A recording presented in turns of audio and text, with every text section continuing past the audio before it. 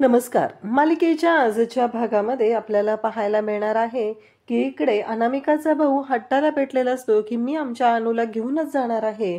परंतु अनामिकाच्या लक्षात येतं जर आपल्याला इथून हा घेऊन गेला तर या सोहमला कसं बर्बाद करायचं, हा एकच विचार तिचा आहे आणि त्यामुळं तिने माहेरी जाणं नाकारते. आणि त्याचबरोबर इकडे कला आणि अद्वैत आता पूजाच्या आईची भेट घेतात आणि त्यानंतर त्यांच्या समोर जे सत्य आलेलं आहे, पूजाच्या आईच्या बाबतीतलं जे सत्य आलेलं आहे ते मात्र खरंच तिने सांगितलेलं आहे की पूजा 2 दिवस आलेली नाही. आणि मग कला आणि अद्वैतने पोलीस कंप्लेंट केलेली आहे. आणि यामुळं राहुल आणि रोहिणीचा जो बँड वाजलेला आहे ना, तो खरंच पाहण्यासारखा आहे. कारण काहीही असलं तरीही राहुल आणि रोहिणी या दोघांनाही कळलेलं आहे की आता आपली वाट लागणार आहे. या कला आणि अद्वैतने वेगळाच गोंधळ घालून ठेवला आहे, हे मात्र त्यांच्या लक्षात आलेलं आहे. आणि त्यामुळं ते भयानक असे तापलेले आहेत, कारण त्यांना माहिती आहे की त्यांनी काय कांड केलेलं आहे आणि त्याची शिक्षा त्यांना भोगावी लागणारच आहे. इकडे आबा ही वारंवार विचारत आहेत की पूजेच्या बाबतीत काय झालं, ते आपल्याला आजच्या या व्हिडिओमध्ये पाहायला मिळणार आहे. त्यासाठी हा व्हिडिओ शेवटपर्यंत पहा. त्याचबरोबर चॅनलवरती नवीन असाल तर चॅनलला सबस्क्राईब करा, व्हिडिओला लाईक करा. तर इकडे अनामिकाचा भाऊ ऐकायलाच तयार नसतो. तो म्हणत असतो की मी माझ्या बहिणीला अशा अवस्थेत इथे ठेवून जाऊ शकत नाही. माझ्या बहिणीच्या बाबतीत जर काही वाईट झालं तर याला जबाबदार कोण आहे, असा त्याचा प्रश्न असतो. खरं तर आता त्याच्या बहिणीच्या बाबतीत काय वाईट झाले, काय गोंधळ झालाय हे त्यालाही चांगलंच माहिती आहे. परंतु आता कांगावा करायला अनामिकाला एक चांगली संधी मिळालेली असते आणि ती संधी अनामिका का सोडेल. आणि त्याच पद्धतीने अद्वैत म्हणत असतो की अरे तुला माहिती आहे ना आमचं कुटुंब, अरे हे चुकून झालेलं आहे, नकळतपणे घडलेली गोष्ट आहे, असं नको करू रंजित, असं म्हणत सगळेजण रणजितला समजवत असतात. कला पण म्हणत असते की रणजित दादा, आम्ही सगळेजण आहोत इथे. पण तो ऐकायलाच तयार नसतो. त्याचं असं म्हणणं असतं की नाही, आज माझ्या बहिणीच्या बाबतीत जे झालंय ना त्याला जबाबदार कोण आहे. त्या बाबतीत जर काय चुकीचं झालं, अद्वैत असा विचार कर ना, तू तुझी बहीण असते आणि तुझ्या बहिणीच्या बाबतीत असं काही झालं असतं तर तू काय निर्णय घेतला असतास. म्हणजे तू विचार करून सांग ना मला, स्वतःला माझ्या जागी ठेव. माझ्या बहिणीने एवढं मोठं पाऊल घेतलेलं आहे, उचललेलं आहे आणि हे सगळं घडत आहे, याला जबाबदार कोण आहे. तेव्हा मात्र इकडे अद्वैत शांतच असतो. त्याच वेळी इकडे रजनी म्हणत असते की अनामिका आम्हाला आमच्या मुलीसारखीच आहे, प्लीज असा नको विचार करूस तू, असं म्हणत रजनी त्याला समजवत असते. पण तो ऐकायलाच तयार नसतो. सगळेजण समजून सांगत असतात. तो म्हणत असतो की नाही, माझा निर्णय झालाय आबा, माझा निर्णय झालाय. चांदेकरांचं घर काय आहे, कसं आहे हे बघून आम्ही ठरवलेलं इथं या घरामध्ये मुलगी द्यायची. पण आज मी जे आल्यानंतर पाहतोय त्यातून मला सगळं कळतंय की खरंच काहीतरी विपरीत आहे, काहीतरी वेगळं आहे. त्यामुळं मला ही गोष्ट अजिबात पटलेली नाही. या पद्धतीने आता रणजितचं बोलणं चाललेलं असतं आणि रणजितला आबा म्हणत असतात की अरे आम्ही आहोत ना सगळेजण, नको काळजी करू. पण रणजित मात्र ऐकायलाच तयार नसतो. रणजित म्हणत असतो की नाही, मला अजिबात ऐकून घ्यायचं नाहीये, कारण जे काही घडत आहे ते सगळं तुम्हालाही माहिती आहे. परंतु आत्ता मला कोणताही निर्णयापर्यंत पोहोचायचं नाही. आज माझी बहीण या सोहममुळं गेली असती, जर तिचं काही बरं वाईट झालं असतं तर याला जबाबदार कोण आहे, असं म्हणत रणजित आरोप करू लागतो. आणि रणजितचं हे जे वागणं बोलणं असतं ते ऐकून खरं तर धक्का बसलेला असतो.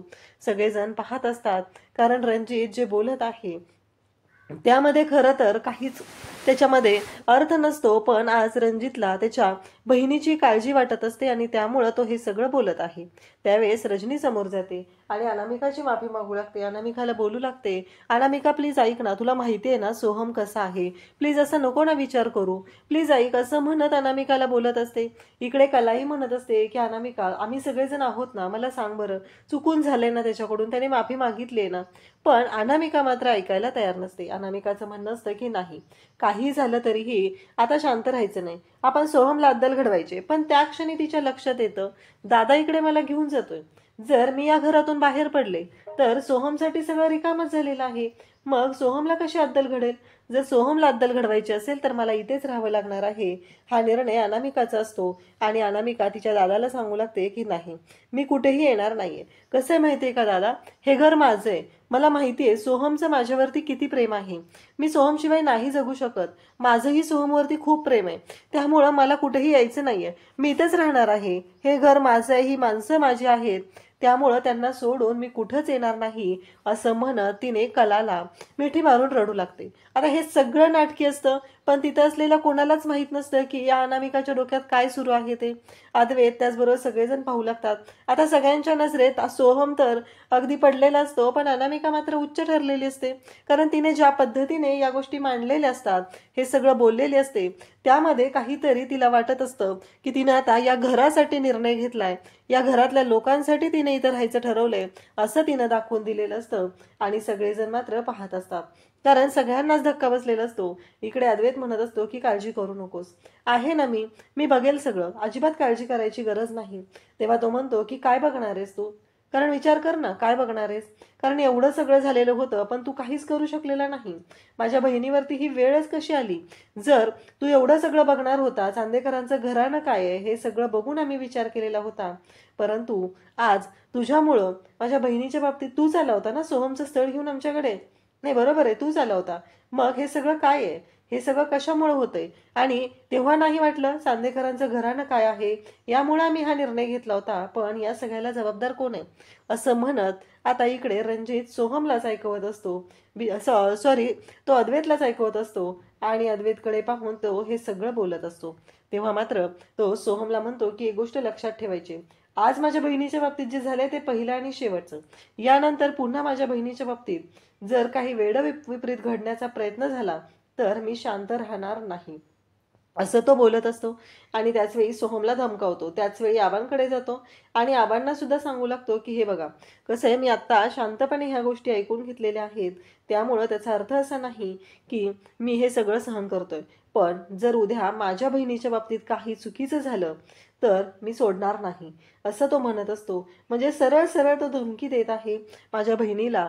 जर काही झालं पण त्याची बहीण काय गुण उधळते ही गोष्ट मात्र त्याच्या लक्षात आलेली नसते. त्याला असं वाटत असतं की आपण यांना धमकावलं की आपण जिंकलो, परंतु त्याच्या बहिणीने काय कारस्थानं केलेले आहेत, बहिणीने कशा पद्धतीने गुण उधळलेले आहेत, ह्या गोष्टी मात्र त्याच्या समोर आलेल्या नसतात. पण इकडे अनामिकाचं मात्र आता चांगलंच ते तिला भावलेलं असतं, कारण ह्या सगळ्या गोष्टी तिच्या मनाप्रमाणे घडत असतात. आणि त्याच वेळी तो पुन्हा अनामिकाच्या जवळ येतो आणि अनामिकाशी बोलू लागतो, अनामिकाला समजून सांगत असतो. परंतु अनामिका मात्र अगदी भावाला आपल्या मिठी मारून रडू लागते. काहीतरी खूप मोठं झालेलं आहे असं म्हणत तिचं ते रडणं सुरू असतं. परंतु त्या रडण्यामागे काय आहे, त्या रडण्याच्या मागे तिने काय काय कांड केलेलं आहे ही गोष्ट मात्र इथे कोणाच्याच लक्षात नसते. ती का रडते, त्या रडण्यामागे काय कारण आहे, नक्की रडायची वेळ का आलेली आहे तिच्यावरती, हे मात्र कोणाच्याच लक्षात आलेलं नसतं. पण सगळ्यांच्या नजरेत मात्र एकच असतं की अनामिका जी आहे ती कासावीस होत आहे, अनामिकाला या सगळ्या गोष्टींचा त्रास होत आहे आणि सोहममुळं आज अनामिकावरती ही वेळ आलेली आहे असं सगळ्यांच्या लक्षात येत असतं. आणि सगळेजण सोहमकडे रागाने पाहत असतात. मग अनामिकाचा भाऊ तिथून निघून जातो आणि त्यानंतर आता अद्वैत एकदम शांतच उभा असतो, कारण अद्वैतची काहीच चूक नसते, परंतु अद्वैतला सगळं ऐकावं लागलेलं असतं. इकडे राहुल सोहमकडे जातो, सोहमला समजावू लागतो, पण सोहमलाही म्हणत असतो की ठीक आहे. आणि इकडे आता रजनीची अवस्था खूपच बिकट होत असते. रजनीला मात्र वाईट वाटत असतं, या सगळ्या गोष्टी अशा पद्धतीनं होतील हा विचारही कोणाच्याच डोक्यात आलेला नव्हता, पण हे सगळं असं घडलेलं आहे. आता रजनीला घेऊन कला आत निघालेली असते, कारण रजनीला अचानक चक्कर येऊ लागते आणि कला आहे ती रजनीला सावरते आणि त्याचबरोबर रजनीला घेऊन रूममध्ये येते. रजनीला घेऊन रूममध्ये आल्यानंतर कला मात्र आता विचार करत असते की हे सगळं काय घडतंय, या सगळ्या मागे काहीतरी असं कारस्थान आहे ज्यामुळे हे सगळं चालू झालंय. या सगळ्याचा विचार आता कलाने सुरू केलेला असतो आणि त्यासोबतच इकडे गोष्टी मात्र अशा पद्धतीनं होतील हा विचारही स्वप्नातही आलेला नव्हता. परंतु इकडे कलाने मात्र आता शांत राहायचं नाही एवढं ठरवलेलं आहे. त्यासोबतच कलाने एकच गोष्ट मनाशी ठरवली आहे की नक्की काय झालेलं आहे आणि आपला सोहम एवढा चांगला आहे, मग तरीही त्याच्या बाबतीत असं का होतंय, या गोष्टींचा विचार कला करत असते. त्याचवेळी कला आता रूममध्ये घेऊन येते आणि रजनीला गोळी देते. त्याचवेळी तिथं आलेला असतो तो म्हणजे श्रीकांत. श्रीकांत मात्र म्हणत असतो की काय झालं हिला, नाही गोळी कसली देतेस, काय झालंय असं म्हणत श्रीकांत जो आहे तो ओरडूनच बोलायला सुरुवात करतो. त्यावेळेस कला म्हणत असते की नाही तसं नाही, असं कला सांगत असते. परंतु इकडे श्रीकांतला मात्र ऐकून घ्यायचंच नसतं. तेव्हा श्रीकांत म्हणतो की सांग, बोल रजनी, काय झालंय? मला कळलं पाहिजे. गोळी कशाची घेतेस तू? तेव्हा कला म्हणते की त्यांना चक्कर आले, त्यांना प्लीज बोलायला लावू नका, त्यांना त्रास होतोय. पण श्रीकांतला मात्र ह्या गोष्टी ऐकूनच घ्यायच्या नसतात. श्रीकांत म्हणत असतो की नाही, मला सांग नक्की काय झालेलं आहे. असं म्हणत श्रीकांत दरडावून विचारत असतो. आणि कला म्हणत असते की हे काय आहे? हे श्रीकांत सर असे का बोलतायत रजनी मॅडमशी? कलाला मात्र धक्का बसलेला असतो. कलाला माहीतच नसतं की या पद्धतीने श्रीकांत बोलत असेल, रजनीशी वागत असेल. पण रजनी मात्र श्रीकांतला भिवून असते, ही गोष्ट मात्र कलाला चांगलीच माहिती असते. आणि त्याच वेळी कला म्हणत असते की मी सांगते. तेव्हा रजनी म्हणते की अनामिकाचा भाऊ आला होता आणि सोहमने अनामिकाला ते तिच्या भावाच्या समोर काजल अशी हाक मारली. तेव्हा श्रीकांत म्हणतो, काय? तुला सांगितलं होतं ना रजनी, पोराकडे लक्ष देत, पण तुझं नाही. असं काय काम असतं का दिवसभर तुला घरात? एवढं काय करत असतीस तू दिवसभर? नाही, तुला तुझ्या साध्या मुलाकडे लक्ष देता आलेलं नाही. असं म्हणत ती आता ओरडायला सुरुवात करतो, तो म्हणजे रजनीला. आणि ती म्हणत असतो की तुला मी सांगितलं होतं, वेळ प्रसंगी कान पकडायला लागला तर कान पकड, एखादी थोबाडी द्यायला लागली तर थोबाडीत दे, पण मुलाकडे लक्ष ठेव. पण नाही, तुला जमलेलंच नाहीये ते, तू करूच शकलेली नाही. अशा पद्धतीने आता इकडे सरळ सरळ रजनीवरती आरोप सुरू असतात. आणि रजनीला म्हणत असतो श्रीकांत की हे सगळं तुझ्यामुळे झालेलं आहे, तू जबाबदारी पेलू शकलेली नाहीये. एकुलता एक आपला मुलगा, पण त्याच्या बाबतीतही तू असं वागलेली आहेस. असं म्हणत आता रजनीवरतीच आरोप सुरू असतात. कलाच्या समोर हे सगळं घडत असतं. तेव्हा श्रीकांत म्हणतो की बाद झालं, काय येतं का तुला दुसरं मुळू रडण्याशिवाय? माझ्यासाठी चहा आणि काहीतरी फ्रेश खायला बनव, कारण मला भूक लागलेली आहे. असं म्हणत श्रीकांत ओरडत असतो. तेव्हा मात्र रजनी म्हणत असते की मी बनवतो. तेव्हा श्रीकांत पुन्हा ओरडतो आणि म्हणतो की रजनी, तुला ऐकायला येतंय ना? मी तुला सांगितलंय ना माझ्यासाठी काहीतरी खायला बनव आणि चहा बनव. झालं. आता कला विचार करू लागते की हे सगळं काय आहे? म्हणजे अशा पद्धतीनं गोष्टी घडतील असं कलालाही वाटलेलं नव्हतं. कारण श्रीकांत मात्र समजून घ्यायचं सोडून इकडे रजनीलाच ओरडून ओरडून बोलत आहे. ह्या गोष्टीचं कलाला मात्र नवल वाटलेलं असतं. आणि कला विचार करत असते. कला म्हणत असते की नाही, काहीही झालं तरीही आत्ता या सगळ्यातून शांतपणे विचार करणं गरजेचं आहे. शेवटी कलाला वाईट वाटत असतं. कला म्हणत असते, श्रीकांत सर अशा पद्धतीने का बोलत आहेत? अशा पद्धतीने का वागत आहेत रजनी मॅडमशी? त्यांना काय वाटत असेल? या गोष्टींचा विचार जराही श्रीकांत सरांनी केलेला नाही. हे सगळं कला बोलत आहे. आणि त्यासोबतच कला मात्र म्हणते की मी पाहते. असं म्हणत कला निघालेली असते. तेव्हा मात्र श्रीकांत स्पष्टपणे सांगत असतो की नाही, मी सांगितलंय ना, मला तुझ्या हातचं पाहिजे. अशा पद्धतीनं त्याचं वागणं चाललेलं असतं. इकडे अनामिका मात्र डोक्याला हात लावून बसलेली असते. सोहम तिथे असतो. सोहम तिला समजवत असतो. परंतु अनामिकाला मात्र काहीही ऐकून घेण्यात इंटरेस्ट नसतो. आणि अनामिका सोहमला म्हणते बाजूला हो. सोहम तिला म्हणत असतो की अगं अनामिका, ऐकून घे, कारण त्याला असं वाटत असतं की आपण तिची समजूत घातली पाहिजे, तिच्याशी बोललं पाहिजे, तर सगळं व्यवस्थित होईल. पण इकडे अनामिकाने तर वेगळाच कहर केलेला असतो. चक्क सोहमला ढकलून देते ती. सोहम तिची समजूत घालण्यासाठी तिच्या जवळ गेलेला असतो. ती सोहमला ढकलते आणि त्याला तिथे सांगू लागते की तू बाजूला हो. तेव्हा सोहम म्हणतो, काय आहे हे सगळं? ठीक आहे, तुला वाटतंय ना मी इथं थांबायचं नाहीये? ठीक आहे, मी जातो इथून. असं म्हणत सोहम आता निघालेला असतो. सोहमला मात्र राग आलेला असतो. त्याला वाईट वाटलेलं असतं की ही काय पद्धत आहे हिची, हिला समजून घेतोय तर ही माझ्यावरच अशी वागते. ह्या गोष्टीमुळे सोहम खरं तर चिडलेला असतो. आणि सोहम मात्र आता तिथून निघून रागानेच खाली येतो. आता हीच गोष्ट अनामिकासाठी खूप महत्वाची असते, कारण आता यानंतर काय करायचं ते तिला चांगलंच माहिती आहे. आता निलेशला कॉल करायचा आणि निलेशला सांगायचं सोहमला फोन कर आणि त्याला बोलावून घे आणि सोहमला भरपूर दारू पाज आणि पुन्हा चांदेकरांच्या घरी तमाशा झाला पाहिजे. एवढं साधं सोपं गणित या अनामिकाचं असतं. आता सोहम रागातच खाली येतो. तो निघालेलाच असतो तंतनत. पण तेवढ्यात अद्वैत तिथे येतो आणि अद्वैत म्हणतो, काय झाले? नाही, काय झालंय सांग मला. तेव्हा तो म्हणतो, मी कसं वागू तिच्याशी सांग ना, कारण तिला आता मी समजवायला गेलो तर तिने मला ढकलून दिलं. ही पद्धत आहे तिची वागण्याची? नाही, मला कळतच नाहीये की हे सगळं काय आहे, असं का? तेव्हा अद्वैत म्हणतो की आता मला सांग, तू चूक केलीस सोहम, तू चूक करायची आणि त्यानंतर तुझी अपेक्षा काय आहे की तुझ्या बायकोने लगेच समजून घ्यायचं तुला? कसं शक्य आहे सोहम, सांग बरं. ती दुखावली गेली आहे ना, मग तिच्याशी शांतपणे बोलणं गरजेचं आहे. इकडे श्रीकांत मात्र रजनीला ओरडतच असतो. कलाला धक्का बसलेला असतो. श्रीकांतने स्पष्ट सांगितलेलं असतं की आत्ताच्या आत्ता उठायचंय आणि ते बनवून आणायचं. आता रजनी मात्र निघते. त्याच वेळी कला रजनीला म्हणालेली असते की मी पाहते. पण कलाला सुद्धा रजनी म्हणते की नाही, नको, परत त्यांचं बोलणं नकोय खायला, असं तिच्या डोक्यात सुरू असतं. आता कला अद्वैतकडे आलेली असते. अद्वैतशी बोलत असते. ती म्हणत असते की हो, सोहमच्या बाबतीत ना खरंच खूप चुकीचं घडतंय. मला कळत नाहीये की या सगळ्या गोष्टी अशा का होत आहेत, पण आपल्याला या सगळ्यातून मार्ग काढणंही गरजेचं आहे, असं कला सांगत असते. त्याच वेळी इकडे रजनी आता किचनमध्ये आलेली आहे हे पाहून कला पुढे येते आणि रजनीला म्हणते की द्या इकडे मी करते. तेव्हा रजनी म्हणते की नाही नको करते मी. परत त्यांचं बोलणं ऐकावं लागणार आहे. हे सगळं सुरू झालेलं असतं आणि त्याच वेळी इकडे आता रडत असते ती म्हणजे पूजा. पूजाला खूप वाईट वाटत असतं की आपण कोणत्या ह्याच्यात अडकून पडलोय, कारण बिचाऱ्या पूजाची काहीच चूक नाहीये. कलाने तिला सांगितलं ऑफिसचं काम आहे आणि करणं तिचं कर्तव्य आहे, म्हणून तिनं ते काम करायला घेतलं होतं. पण यामध्ये अडकलेली आहे ती बिचारी पूजा, कारण तिची काहीही चूक नाहीये. ती ओरडत असते आणि तेवढ्यातच तिचं लक्ष समोरच्या मोबाईलवर जातं. समोरचा मोबाईल पाहता क्षणी तिला आठवतं आणि ती मात्र ती मात्र कासावीस झालेली असते. तिचं लक्ष जातं समोरच त्या टेबलवरती तिला मोबाईल दिसतो आणि ती म्हणते हा मोबाईल तर माझाच आहे, आता मला काहीतरी केलं पाहिजे असं म्हणत ती खुर्ची सरकवत सरकवत त्या टेबलच्या जवळ घेऊन जाते आणि तिथे गेल्यानंतर तो जो मोबाईल आहे तो हातामध्ये घेते आणि कलाला फोन करायचा विचार तिने केलेला असतो. कलाला फोन लावते ती, कारण त्याच्यावरती कलाचाच पहिला नंबर असतो, कारण तिने जेव्हा तिला किडनॅप करायला आलेले होते तेव्हा कलाचा नंबर डायल केलेला होता.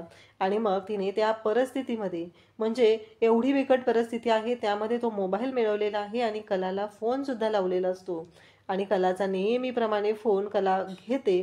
परंतु नेहमीप्रमाणे तुम्हाला माहितीच आहे सांदेकरांच्या घरामध्ये कलाला आवाज ऐकू येत नाहीये, रेंजचा प्रॉब्लेम असतो. पण या कलाला कधी कळणार आहे की तिचा एवढा फोन आलाय, कालही फोन आलेला होता तरीही आपल्याला आवाज आला नव्हता आणि आजही फोन आलेला आहे. तिथे राहुल आणि रोहिणी दोघंही बसलेले आहेत, त्यामुळे आपण विचार केला पाहिजे. जर आपण इथेच याबद्दल बोललो तर काय होईल या गोष्टीचा विचार कला जराही करत नाही आणि तिथेच सर्वांच्या समोरच तो मोबाईल उचलते आणि नेहमीप्रमाणे तिला आवाज ऐकू येत नाही. रोहिणीने मात्र बरोबर ऐकलेलं असतं की कलाला त्या पूजाचा कॉल आलेला आहे. ही गोष्ट मात्र रोहिणीच्या कानावर बरोबर पडलेली असते, कारण रोहिणीला तेच हवं होतं. आणि रोहिणी राहुलला म्हणते की कळतंय का तुला, तू काय करत बसलायस इथे, गेम खेळत बसलायस, तुझ्या लक्षात येते का, तिथं बघ ती काय सांगते की तिला पूजाचा फोन आलेला आहे.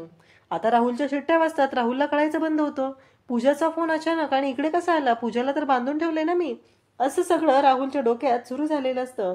आणि तेव्हा मात्र इकडे राहुल विचार करत असतो की शक्यच नाहीये, कारण हा फोन येणं शक्यच नाहीये असं त्याच्या डोक्यात असतं. पण कला मात्र हॅलो हॅलो म्हणत राहते, परंतु कलाला आवाज ऐकू येत नसतो. बिचारी पूजा जीवाच्या आकांताने ओरडून हे सगळं करत असते. फोन करून तिने बोलण्याचा प्रयत्न केलेला असतो, तिचा आवाज कलापर्यंत पोहोचण्यासाठी प्रयत्न केलेला असतो, परंतु नेहमीप्रमाणे कलाला काही ऐकायला आलेलं नसतं आणि कलाची वाट लागलेली असते. इकडे पूजाने एवढं सगळं करूनही या सगळ्या गोष्टी अशा पद्धतीने झालेल्या असतात. त्यासोबतच इकडे पाहायला मिळतं की अद्वैतला कला सांगू लागते की मला पूजाचा कॉल आला होता. तेव्हा अद्वैतला ती म्हणते की नाही, आपल्याला काहीतरी विचार करणं गरजेचं आहे आणि त्यामुळं आपण आता पुढच्या गोष्टी ठरवायच्या आहेत, हे सगळं सांगितलेलं असतं. आणि त्यासोबतच इकडे पाहायला मिळतं ते म्हणजे की कला विचार करत आहे आणि आपण पूजाच्या घरी जाऊया, तिथे जाऊन भेटूया, अशा पद्धतीने बोलणं सुरू झालेलं आहे. इकडे राहुलने लगेचच त्या गुंडांना फोन केलेला आहे आणि त्या गुंडांना तो सांगत आहे की काय चाललंय तुमचं, ती पूजा कुठे आहे, तिने फोन कसा केला, हे सगळं बोलणं चाललेलं असतं. तेव्हा मात्र ते गुंड म्हणत असतात की आहे ना, इथे आमच्या समोरच आहे, कुठे फोन केलाय तिने, काहीच नाही झालेलं, अशा पद्धतीने बोलणं चालू आहे. आणि त्यासोबतच इकडे जेव्हा या सगळ्या गोष्टी घडत असतात तेव्हा मात्र इकडे का राहुलला आता कळलेलं असतं की पूजा गुंडांनी बांधून ठेवलेली तिथंच आहे. मग फोन कुणी केला, फोन करणारं कोण आहे, असे अनेक प्रश्न उभे राहिलेले असतात. आणि त्याच वेळी राहुल त्यांना झापत असतो आणि ते गुंड पण म्हणू लागतात की चल चल लवकर चल इथून, असं म्हणत चाललेले असतात, कारण लवकरात लवकर जाऊन आता त्यांना तिथे जाऊन बोलायचं आहे, त्या पूजाला बघायचं आहे. पूजा जर तिथून गायब झाली तर त्यांची वाट लागणार आहे हे माहिती असतं. आता कलाने ठरवलेलं आहे की आपण जायचं आहे पूजाच्या घरी आणि ह्या सगळ्या गोष्टी अशा पद्धतीने होणार आहेत हे पाहून मात्र कलाला सुद्धा धक्का बसलेला आहे. आणि त्याचबरोबर पूजाच्या बाबतीत नक्की काय घडतंय या गोष्टींनी आता इकडे विचार सुरू झालेला असतो. त्यासोबतच इकडे पाहायला मिळतं उद्याच्या भागात अद्वैत आणि कला पूजाच्या घरी भेटायला आलेले असतात. पूजाच्या आईला विचारतात आणि त्याचबरोबर हे सगळं घडत असतं. तेव्हा मात्र आपल्याला पाहायला मिळतं की अद्वैत बोलत असतो आणि अद्वैत आणि कला दोघंही आता आलेले आहेत आणि तिथे आल्यानंतर मात्र कला जी बोलत आहे, कला म्हणत आहे की काय झालं, पूजा कुठं आहे? तेव्हा पूजाची आई आजारी असते. ती सांगते की परवा 2 दिवस झालं पूजा गेलेली आहे, ती आलेलीच नाहीये परत. हे ऐकल्यानंतर मात्र आता धक्का बसलेला आहे. कला अद्वैत विचार करू लागलेत की हे सगळं काय घडतंय आणि या सगळ्याचा अर्थ काय आहे, नक्की पूजा गेलीये कुठं, असे प्रश्न त्यांना पडत आहेत. अद्वैत आणि कला दोघंही आता घरी आलेले असतात. घरी आल्यानंतर ते विचार करू लागतात. तेव्हा आबा विचारतात की काय झालं, नक्की पूजेच्या बाबतीत काय झालं, तुम्ही गेला होता ना? तेव्हा कला आबांना सांगत असते की हो आम्ही गेलो होतो, परंतु आम्ही गेलो तेव्हा तिथे वेगळंच आमच्या कानावर आलेलं आहे. कारण पूजा घरी आलेलीच नाहीये, पूजाच्या बाबतीत काहीतरी वेगळं घडलंय असं आबांना ती सांगते. इव्हन आम्ही पोलीस कंप्लेंट करून आलो. मग डायनिंग टेबलवरती राहुल ज्या चेअरवर बसतो ती चेअर तिथे रिकामी दिसते. तेव्हा कला विचारते राहुल कुठे आहे? तेव्हा रोहिणी एकतर घाबरलेली असते, पोलीस कंप्लेंट केली आणि यामध्ये जर राहुल अडकला गेला तर खूप अवघड होईल असं रोहिणीला वाटत असतं. आणि मग रोहिणी लगेच सांगते की राहुलची पार्टी आहे आणि तो पार्टीला गेलाय, त्याला यायला उशीर होणार आहे असं तिने आता सांगितलेलं आहे. इकडे आबा मात्र विचार करत आहेत, असं काहीतरी घडलेलं आहे की ज्यामुळं या सर्व गोष्टी अशा पद्धतीने घडलेल्या आहेत. हे पाहून खरं तर धक्का बसलेला आहे. आणि रोहिणी मात्र पाहतच आहे, कारण आता तिला काळजी वाटायला लागलेली आहे, ती म्हणजे तिच्या राहुलची. जर तो अडकला गेला तर सगळं संपलं. अशाच अपडेट्ससाठी चॅनलशी कनेक्ट राहा. थँक्यू.